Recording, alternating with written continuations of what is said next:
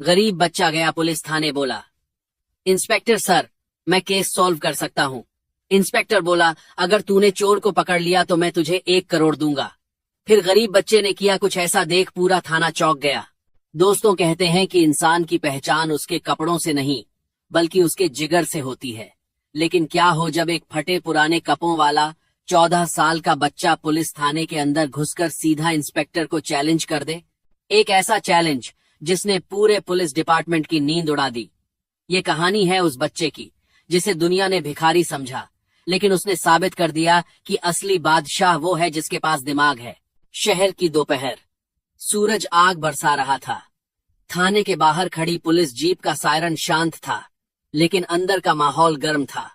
उसी भीड़ भाड़ वाली सड़क के किनारे थाने के गेट पर एक दुबला पतला सा लड़का खड़ा था। नाम था रवि। उम्र मुश्किल से 14 साल। पहनावा जगह जगह से सिली हुई शर्ट और नंगे पैर। हाथ में एक मुड़ा तोड़ा पुराना अखबार। रवि की हालत देखकर कोई भी उसे हिकारत से भगा देता, लेकिन आज उसकी आंखों में कुछ अलग था। वो डर नहीं रहा था।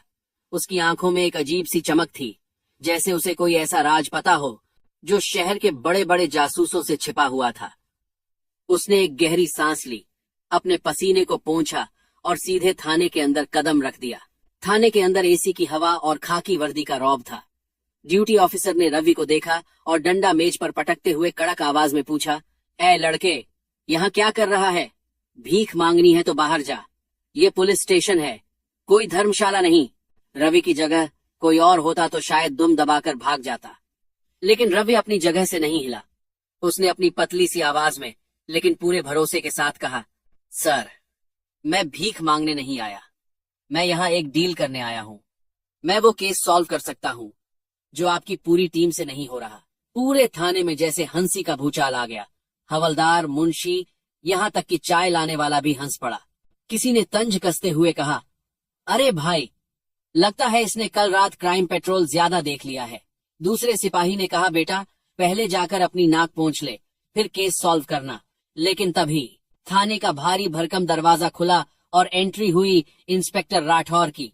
शहर के सबसे सख्त और तेज तर्रार अफसर, जिनकी मूंछों के ताव से अपराधी कांपते थे। राठौर ने भीड़ को चीरते हुए रवि की तरफ देखा। इंस्पेक्टर राठौर बोला, खामोश, क्या तमाशा लगा रखा है? फिर वो रवि की ओर झुके और उसकी आंखों में झांकते हुए पूछा, तू कौन सा केस हल करेगा रे? रवि, शर्मा ज्वेलर्स की डकैती वाला सर। राठौर चौंक गए। ये केस पिछले 48 घंटों से उनके लिए सिरदर्द बना हुआ था। कोई सुराग नहीं, कोई गवाह नहीं। रवि बेबाकी से, सर, मैं उसी दुकान के बाहर अखबार बेचता हूँ। जब चोरी हुई मैं वहीं था। चोर को मैंने देखा है और मैं उसे पकड़वा भी सकता हूँ। लेकिन इंस्पेक्टर राठौर, लेकिन क्या? रवि, मेरी एक शर्त है। अगर मैंने चोर पकड़वा दिया तो आप मुझे 1 करोड़ रुपए देंगे। 1 करोड़। ये शब्द सुनते ही थाने में फिर सन्नाटा छा गया। एक गरीब बच्चे के मुंह से 1 करोड़ की मांग किसी सपने जैसी थी। सिपाही फिर हंसने वाले थे कि राठौर ने हाथ उठाकर उन्हें रोक दिया। राठौर को इस बच्चे के पागलपन में एक अजीब सा आत्मविश्वास दिखा। इंस्पेक्टर राठौर, ठीक है, मुझे तेरी शर्त मंजूर है। अगर तूने सच में चोर पकड़वा दिया तो मैं तुझे अपने हाथों से इनाम दूंगा, लेकिन याद रख, अगर मेरा वक्त बर्बाद किया तो इसी थाने में पूरे महीने झाड़ू पोछा तू ही करेगा।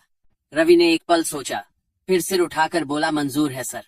और वो वहां से चला गया, पीछे छोड़ गया। एक सवाल, क्या ये बच्चा सच बोल रहा है या ये सिर्फ एक पागलपन है?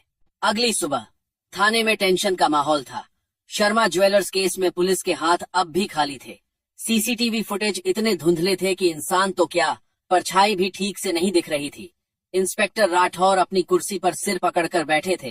तभी दरवाजे पर वही दस्तक। रवि वापस आ गया था। इस बार उसके हाथ में अखबार नहीं बल्कि एक पुरानी गंदी सी नोटबुक थी। इंस्पेक्टर राठौर, आ गया तू? चल उठा झाड़ू, मैंने पहले ही कहा था। रवि, नहीं सर, झाड़ू नहीं, हथकड़ी निकालिए, मैंने चोर ढूंढ लिया है। रवि ने वो नोटबुक राठौर की मेज पर रख दी। राठौर ने पन्ने पलटे। उसमें बच्चों वाली लिखावट में हर मिनट का हिसाब लिखा था। रवि बोला, सर, मैं रोज सुबह 4 बजे उठकर वहां अखबार बांटता हूँ। उस दुकान के सामने रोज 3 लोग आते हैं। एक दूध वाला, एक पेपर वाला, मैं और एक बूढ़ा आदमी जो वहां पान खाता है। चोरी वाली रात दूध वाला नहीं आया था, लेकिन वो पान वाला वहां था।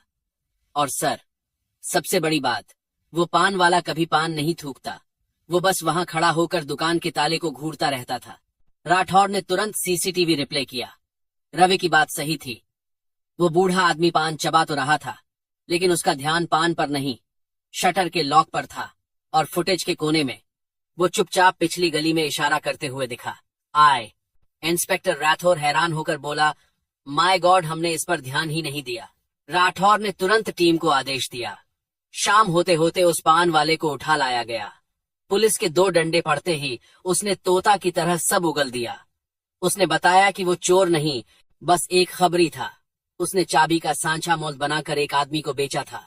लेकिन असली चोर कौन था? अब भी एक पहेली थी। रवि ने फिर अपनी नोटबुक खोली।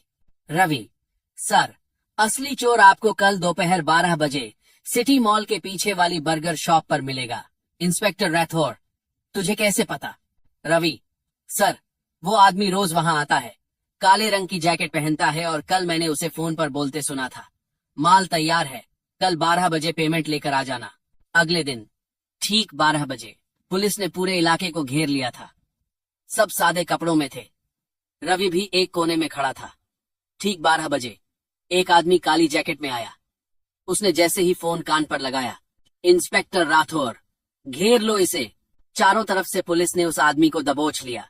जब उसकी तलाशी ली गई तो उसकी जेब से शर्मा ज्वेलर्स के चोरी हुए हीरे के कंगन बरामद हुए। थाने में जश्न का माहौल था। जिस केस को बड़े बड़े अफसर नहीं सुलझा पाए, उसे एक अखबार बेचने वाले बच्चे की नोटबुक ने सुलझा दिया था।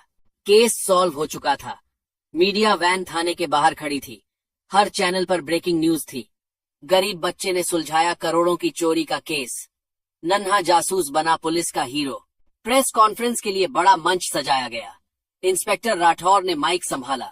इंस्पेक्टर राठौर, मैंने वादा किया था कि अगर ये बच्चा चोर पकड़ेगा तो मैं अपना वादा निभाऊंगा। राठौर ने रवि को स्टेज पर बुलाया। रवि, जो कल तक एक कोने में खड़ा होने से डरता था, आज कैमरों की फ्लैश लाइट के बीच खड़ा था। राठौर ने उसके हाथ में एक लिफाफा और एक चेक थमाया। भीड़ शांत थी। क्या वो 1 करोड़ का चेक था? राठौर ने रवि के कंधे पर हाथ रखा और माइक पर बोले, बेटा रवि, पुलिस डिपार्टमेंट के पास शायद तुम्हें नकद देने के लिए 1 करोड़ रुपए अभी नहीं है, लेकिन ये चेक 25 लाख रुपए का है, जो स्पेशल रिवॉर्ड फंड से पास हुआ है। और इसके साथ तुम्हारी आगे की पूरी पढ़ाई, कॉलेज और ट्रेनिंग का खर्चा हम उठाएंगे। रवि चेक देखकर सन्न रह गया। 25 लाख उसके लिए 25 करोड़ से कम नहीं थे। लेकिन राठौर की अगली बात ने सबकी आंखों में आंसू ला दिए। इंस्पेक्टर राठौर, और सुन, तूने 1 करोड़ मांगे थे ना? बेटा, करोड़ का मतलब सिर्फ कागज के नोट नहीं होते। 1 करोड़ की इज्जत, 1 करोड़ का नाम और 1 करोड़ का आत्मविश्वास, ये तू आज जीत गया है। आज से तू अखबार वाला रवि नहीं, डिटेक्टिव रवि है। रवि की आंखों से टप टप आंसू गिरने लगे। उसने अपने गंदे हाथों से आंसू पोंछे और कांपती आवाज में बोला, सर, मेरा सपना था पुलिस वाला बनने का, लेकिन गरीबी ने मेरे हाथ बांध दिए थे। लोग मुझे चोर समझते थे क्योंकि मेरे कपड़े फटे थे। आज आपने मुझे वो इज्जत दी है जो पैसों से नहीं खरीदी जा सकती। मैं वादा करता हूं सर, एक दिन मैं वर्दी पहनकर आपके साथ खड़ा होऊंगा। इंस्पेक्टर राठौर ने झुककर उस छोटे बच्चे को गले लगा लिया। पूरा हॉल तालियों की गड़गड़ाहट से गूंज उठा। कैमरों के फ्लैश चमक रहे थे और उस चमक में रवि का भविष्य रोशन हो रहा था। उस दिन के बाद रवि की जिंदगी बदल गई। शहर के डीएसपी ने उसे स्कॉलरशिप दी। जिस दूध वाले और पान वाले को लगता था कि रवि कुछ नहीं कर सकता, वो आज उसे सलाम करते हैं।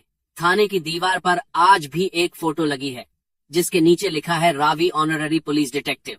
दोस्तों, रवि की कहानी हमें एक बहुत बड़ी सीख देती है। हम अक्सर अपनी परिस्थितियों को दोष देते हैं।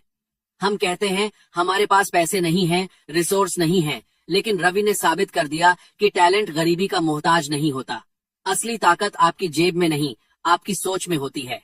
अगर आपकी नीयत साफ है और इरादे मजबूत हैं, तो रास्ते अपने आप बन जाते हैं, जैसे रवि के लिए बने। अगर इस नन्हे जासूस की कहानी ने आपके दिल को भी छू लिया है, तो इस वीडियो को लाइक जरूर करें। और हाँ, कमेंट में सैल्यूट रवि लिखना न भूलें। ऐसी ही और प्रेरणादायक कहानियों के लिए हमारे चैनल को सब्सक्राइब करें। तब तक के लिए याद रखिए, हीरा कोयले की खान में ही मिलता है। जय हिंद।